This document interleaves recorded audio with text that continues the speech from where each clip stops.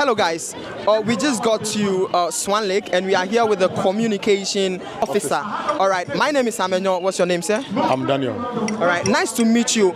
I would like you to talk about the policies you guys have in place for the youth of Okaikwei South. All right, I think basically we all know the challenges that the youth face as a nation. First of all, it has to do with unemployment. Secondly, with issues of education. These are the two major challenges that the youth are facing as a country. The third one that I would like to talk about is about youth empowerment. Most of the youth are not being empowered. Now, looking at these three things, first of all, if I want to talk about education, as it stands now, we all know that when it comes to secondary school, it's been made free already, which was started by the NDC government progressively. The Akufo-Addo government came to continue. But then the way they are managing the free education is not to the best. So for us in Okaikwei South and our incoming MP, Honorable NS Adomako, who will also be part of the legislative government come 2025 January, he is going to help His Excellency John Dramani Mahama for us to revive and reform the free education process. That is the first thing that we'll do. Now, when you complete the free education, automatically you get into the tertiary education. Now, when you're about getting into tertiary education, the major challenge they face is admission. And we all know when it comes to admission into tertiary institution, it's very difficult for parents to do what? To finance. So most of us, we almost had those challenges when we were about entering into the university. This is what His Excellency John Dramani Mahama and our incoming MP, Honorable NS Adomako, as part of their policy, this is what they have proposed, that they are going to make secondary education the first years. We are going to make admission fee free of charge. And as part of that, the disabled to what we are doing is that they are not just getting the first year free, but they are getting their whole life in the tertiary institution. They are going to go into tertiary institution for free.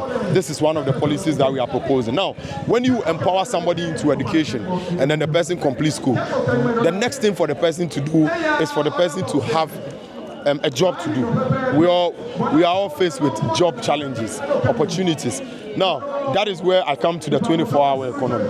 As a nation, we have so many institutions, we have so many government institutions, private institutions who are willing. And as I speak with you now, most of the private institutions, because of the incentive packages that His Excellency John Dramani Mahama has proposed as part of the fact that if you are going to enroll the 24-hour, your company is going to enroll 24-hour, if you are going to do your business 24-hour, as a private individual, His Excellency John Dramani Mahama and our incoming MP, Honorable NS Adomako, what we have proposed is that we will give incentives to these companies so that they can subsidize their cost of production, so that what they can do is that they can also roll up the 24-hour process so that we'll have the 3 shifts. So first of all, education. Secondly, expanding the job industry. When you educate them, they will definitely go and work. Now, the third thing that I will speak to, there is this particular policy that did existed during NDC time. We called it, was headed by Madam Helga, where it's an entrepreneurship project. Now they've named it NEIP. This entrepreneurship program, what it stands to do is that as young individuals, if you have an idea, if you have a business proposal, if you have a business idea, what we will do is that you bring that business proposal to government, and the government will finance that particular project. As part of government financing that particular project, what is going to happen is that you as an individual, you have the idea. At the end of the day, you are going to recruit 1 or 2 people, or 3 people, or even 10 people, 20 people, depending on the kind of business idea that you have. And then you are also going to recruit them as part of the money or the stimulus packages that we have given to you to work with. So these are the 3 major things we are going to do. In the area of education, in the area of youth empowerment, and in the area of tertiary education. That is what we are going to do as a government. This is what this government lacks. Now, as I speak to you, our YEA, the Youth Employment Agency, they have collapsed the YEA.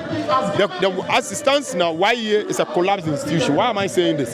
During the NDC time, we have several policies as part of the YEA project. We had the youth in nursing, community nursing, youth in community policing, youth in community fire service, several of them. as I speak to you, I attended Gollywood Academy of Film Acting. It was one of the projects under the Youth Employment Agency where you'll be trained into filmmaking, video editing, even flying of drones, makeup, and modeling. These were the things that we're doing at the Gollywood Academy of Film Acting.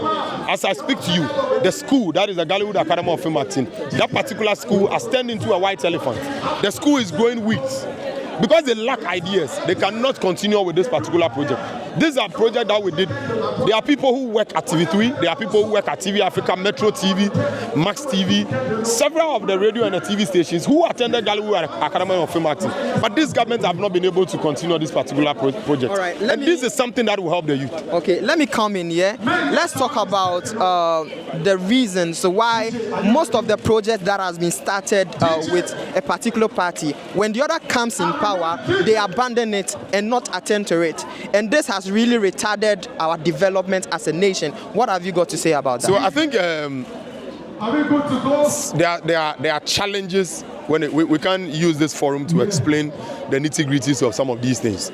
But then critical among them, I know this question goes to both governments.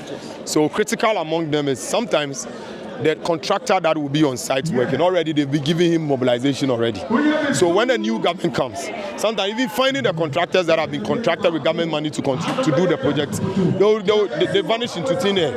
That is one of the challenges. So when the new government comes, the new government also want to find another money to start the project. So sometimes you hear that, oh, this project has already been paid for. This project has already been paid for. But then though we've paid for the project, where the contractors are nowhere to be found. That is one of the factors that affects development. But His Excellency John Dramani Mahama has said it on several platforms that when it comes into government, he is not going to initiate new projects. What he's going to do is that he is going to complete all existing projects that has not been completed. And after completing those projects, before he will start enrolling new projects. Now, mind you, there are certain projects that definitely you need to start. Because if the project has to do with the livelihoodness of people, let's say an hospital that is urgently needed, definitely will start that project in his first term. But what he has said is that when it comes into government, this is a complaint that everybody has been talking to. So what he's saying is that when it comes, he's not starting a new project. He's going to make sure he completes all existing projects, and he has done it before. The Eurojet project started under President Kufuor. The Eurojet project was taking care of hospitals. When he came, he continued, and then he completed. Afari Military Hospital is one of the key examples of the Eurojet project that started under President Kufuor. So he has done it before, and then when he comes, he will continue it from there. All right, now let's talk about unemployment. In our country right now, employment is a topic. It's becoming very hectic. People get done with school and they are unable to work. You understand? There are a lot of the youth that are done with tertiary, have good degrees and then good certificates, but then there are no places, no job opportunity to hire them, and it has become a burden to these people. And they are, some of them are even homeless. Now, let's take it for instance. Someone has been employed into a company, but then the minimum wage in our country is very less. So comparing rent, transport and all of that, you will see living for such person is becoming a problem. What do you have to say about that too? So I think I've proposed one or two solutions when it comes to issue of unemployment. I spoke to you about the fact that during the NDC time, the YEA was having several models, whereby when this government came into office, they have abandoned those models. Those were models that were helping. I've also spoken to you about entrepreneurial development, where we finance entrepreneurs, where when you have a business idea, we will finance the idea, it will be gone into, and then we'll finance the idea, and then when the idea is financed, you are also going to employ youth that are like minds as you are. Now, with the issue of the minimum wage and what not and what, it all boils down to the fact that even the companies, their cost of production, they cannot contain their cost of production. That is what is affecting the companies. So when we roll a 24-hour economy, that is where what we are going to do is that we are going to give incentives, stimulus packages to the companies. All right. So are these stimulus packages, are they forgivable? No, when you say forgivable, I don't get your forgivable in the sense that it is being given to you freely to start a business. So it's a loan. There's no loan. Okay. We are going to subsidize their businesses. Okay. But then the companies that need loans, we'll give them loans. Okay. Typical among when we're in power, Tobinco Pharmaceuticals, The loans were given to them to expand. That is what this government is doing, and they are calling it 1D, 1F. During NDC time, there are over 70 companies that we supported them with stimulus packages. Typical among them is Kinafama. Kinafama is within my constituency, so I can speak to. Tobinco Pharmaceutical is within my constituency, so I can speak to. Danex Pharmacy. They were all supported as part of the pharmaceutical companies that started producing drugs that are coming from Ghana. They started producing some drugs in Ghana. They were all supported, and then they started their businesses. And now they are making it, and they have expanded, and they have employed more people to work for us as a nation. All right, now that we've both compared both parties, all right, okay, what are your last words for the viewers or the youth of Okaikwei South?